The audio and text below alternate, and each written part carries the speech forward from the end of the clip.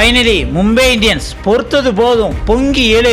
இப்படியே போனோம்னா மும்பை இந்தியன்ஸுக்குள்ள மரியாதையே போயிடும் அப்படின்ட்டு இந்த டைம் ரோஹித் சர்மாவை இறக்கி விட்டு எல்லாத்துக்கும் ஒரு மிரட்டல் விடணும் அப்படிங்கிற மாதிரி வான்கடை மைதானத்தில் ரோஹித் சர்மா அடிக்கிற அடியை கண் குளிர பார்த்த ஒரு மேட்ச்னு தான் சொல்லலாம். என்ன அப்படின்னு எல்லாரும் பார்த்துருப்பீங்க.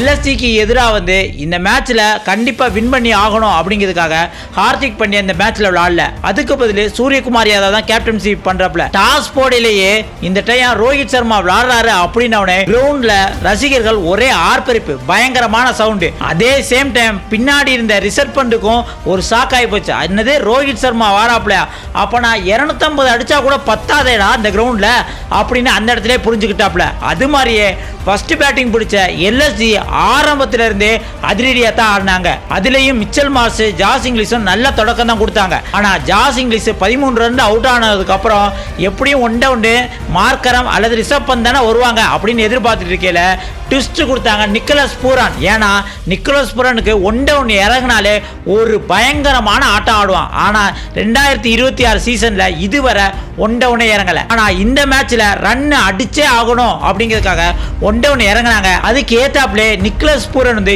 21 பால்ல 63 ரன், 8 6, ஒரே ஒரு 4 அப்படின்ட்டு வெளுத்து விட்டான். இதனால 8 ஓவர்ல 120க்கு மேல தாண்டிருச்சு. இருந்தாலும் மும்பை இந்தியன்ஸ் நிக்கோலஸ் பூரனை கார்பின் போஸ் கொண்டு விக்கெட்டை தூக்கிட்டாங்க. அதுக்கப்புறம் ரிஷப் பந்தும் எப்பயும் கூலா ஆடுறவரு இந்த டைம் ஒரு டென்ஷனாவே விளையாண்டாங்க. ஏன்னா ரிஷப் பந்துக்கு நல்லாவே தெரியும் மும்பை இந்தியன்ஸ்க்கு எதிராக ஒரு 240க்கு மேல அடிச்சா தான் வின் பண்ண முடியும் அப்படின்ட்டு. ஆனா 15 ரன்ல பந்து அவுட் ஆயிட்டு போக அதுக்கப்புறம் மார்க்கரம் ஒரு 30 ரன்னும், ஹெமன் சிங் ஒரு 40 ரன்னும் அடிச்சு 228 வரை கொண்டு வந்தாங்க. ஆனா இந்த பக்கம் மும்பை இந்தியன்ஸ் ஓப்பனிங் பேட்ஸ்மேன் யாரு, ரிக்கல்டனும் இம்பாக்ட் பிளேயரா நம்ம ரோஹித் சர்மாவும் இறங்கினவனே ஆரம்பத்துல இருந்தே அதிரடி. Rickelton 32 பாலுக்கெல்லா 83 run, 8 6. ஹிட்மேனை பத்தி தான் நமக்கு நல்லாவே தெரியும். 15 பால் வரை டைம் கொடுப்பாப்ல, அதுக்குள்ளே ஹிட்மேன் அவுட் ஆகினா தான் இல்ல வெறியாட்டம் ஆடுவாப்ல அப்படிங்கிற மாதிரி 44 பால்ல 84 எவன் போட்டு வந்தாலும் கண்ணா அப்படின்னு அடிக்கிறாப்ல. 7 6, 6 4, 84 ரன்ல. அதுக்கப்புறம் மணிமாறன் சித்தார்த்தை கொண்டு வந்ததுக்கு அப்புறம் தான் ரோஹித் சர்மாவை விக்கெட்டே தூக்க முடிஞ்சது. ஆனா டாப் ஆர்டர் பேட்ஸ்மேன் ரிக்கல்டனும் ரோஹித் சர்மாவும் பாதி மேட்சை முடிச்சிட்டாங்க. ஏன்னா இவங்க பார்ட்னர்ஷிப் 140க்கு மேல போயிருச்சு.